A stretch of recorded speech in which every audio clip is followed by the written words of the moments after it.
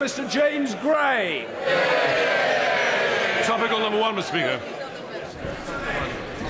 Thank you, Mr. Speaker. In the course of carrying out my departmental responsibilities, I announced to the House I've moved to a new relationship with India, announced decisions in relation to Uganda and Rwanda, of course, announced humanitarian assistance to the Democratic Republic of Congo, travelled to India, been to Brussels to meet EU commissioners. I also have co-chaired a global partnership meeting in the UK, and of course a couple of weekends ago I had my first chance to visit Afghanistan and see the work my department is doing out there. Mr. James Gray.